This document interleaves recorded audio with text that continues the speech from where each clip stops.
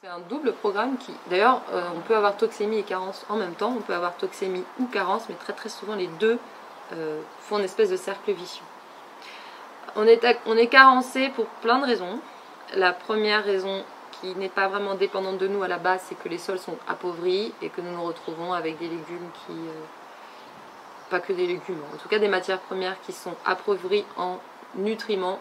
Si tu épuises la terre, comme nous l'avons bien épuisée, elle n'a plus de quoi donner aux légumes. Donc les légumes n'ont plus rien à pomper dans cette terre. D'ailleurs, c'est assez miraculeux qu'ils puissent pousser. On sait qu'ils poussent parce qu'on y met des intrants chimiques.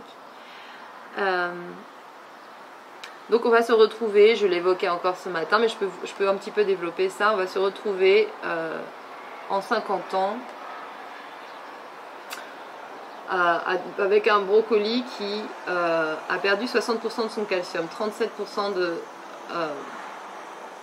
riboflavin. Ah ben voilà, je suis bien embêtée parce que je l'ai en anglais et je ne sais pas ce que c'est. Je vais regarder tout à l'heure. En tout cas, moins 26% de fer, moins 14% de vitamine C et moins 6% de phosphore. Bon, voilà, j'ai pris un tableau comme ça. C'est juste pour vous montrer à quel point on se retrouve dans des produits qui sont qui ont perdu ce potentiel de vie qu'ils nous offraient. Encore une fois, pas de dramatisation puisqu'on a des solutions à vous proposer. Et pas des solutions de baguette magique, des vraies solutions. Pourquoi nous sommes dans un état de carence? Parce que nous cuisons comme des malades, à tout va, toujours, sans prendre le temps de consommer les choses dans leur état naturel. Avec tout le pouvoir qu'elles contiennent, en sachant qu'il y a aussi une force énergétique dans ces plantes, dans ces végétaux, à l'état naturel. Ils vont nous apporter des nutriments, mais aussi des choses un peu plus subtiles. Pourquoi nous les assimilons mal? Parce que nous avons, à cause des toxémies, créé une dysrégulation de notre système digestif et nous n'arrivons plus à les assimiler. Alors là, c'est le cercle vicieux, c'est-à-dire que je ne suis plus en capacité de assimiler les nutriments, même si je les,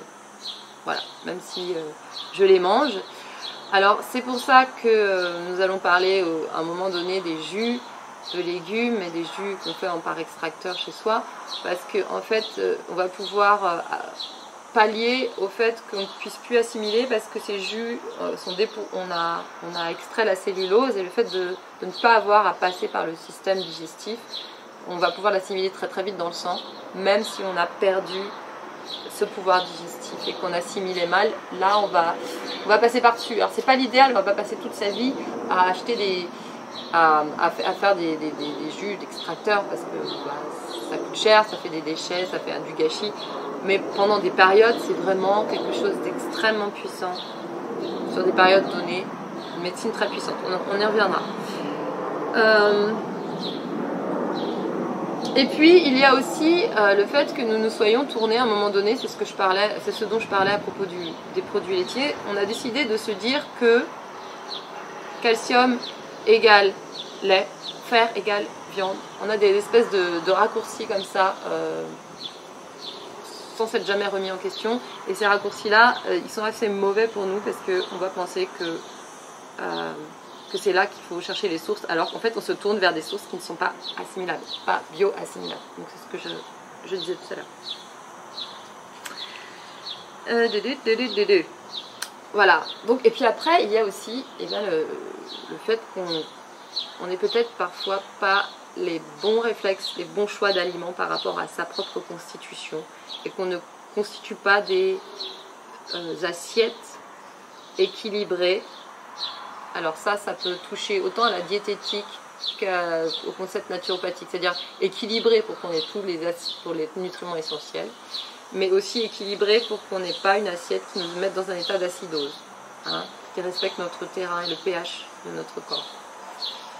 Donc ça, c'est un peu un apprentissage. Si on ne sait pas, ça peut être un apprentissage. Ça peut valoir le coup soit de faire des lectures ou de voir des conférences et des ateliers, comme vous faites. pour avoir accès à ces données, à pouvoir savoir comment choisir ces aliments, quels aliments. Vous allez voir qu'il y a des aliments extraordinaires pour pallier aux carences et comment les marier ensemble. Hein, donc, je vous donne par exemple une première piste. Si vous faites une assiette qui est très colorée, vous allez, et c'est visuel, hein, on aime ce qui est esthétique, on aime ce qui est beau, ce qui est coloré, et on a raison, parce qu'on va déjà avoir plein d'antioxydants, mais on va avoir souvent des produits qui sont très très complémentaires et qui vont nous apporter des nutriments essentiels complémentaires.